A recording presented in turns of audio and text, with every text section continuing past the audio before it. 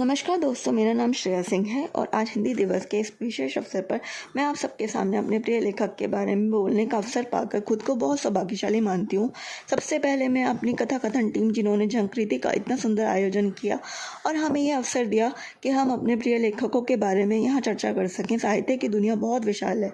यहाँ ऐसे भी लेखक हैं जिनके नाम पूरी दुनिया में गूंजते हैं और ऐसे भी जिनका नाम भले ही प्रसिद्ध ना हो, लेकिन उनका योगदान अमूल्य होता है। ऐसे लेखक समाज को अपनी लेखनी से नई दिशा देते हैं और कई पुरस्कारों से सम्मानित भी होते हैं।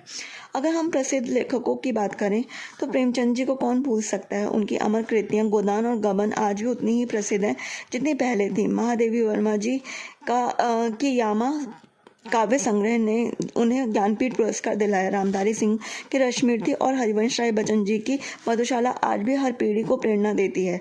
परंतु आज मैं ऐसे लेखक के बारे में बात करना चाहती हूँ जिनका नाम भले ही बहुत बड़ा ना हो, लेकिन उनका योगदान और सम्मान किसी भी तरह से कम नहीं है। मैं बात कर रही हूँ रामसेंगर जी की।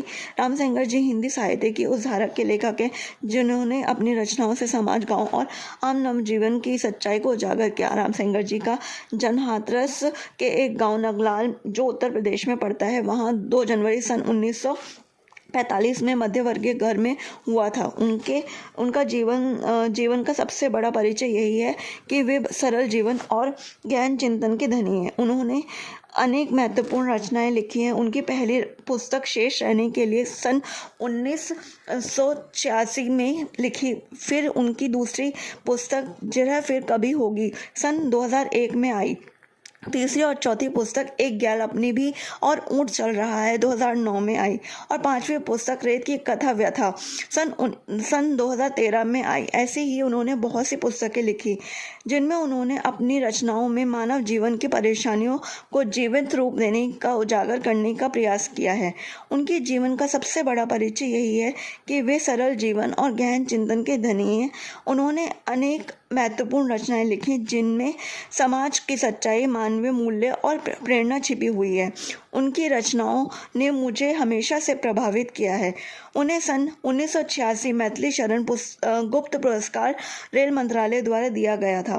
2018 में भी उन्हें काशी विद्यापीठ से शंभुनाथ सिंह पुरस्कार से सम्मानित किया गया। ऐसे ही वह बहुत से पुरस्कारों से सम्मानित हुए हैं। मेरे लिए रामसेंगर जी केवल एक लेखक ही नहीं, बल्कि मेरे आदर्श और गुरु हैं। उनकी लेखनी मुझे यह सिखाती है कि असली सफलता प्रसिद्धि से नहीं, बल्कि समाज को सार्थक संदेश देने से मिलती है।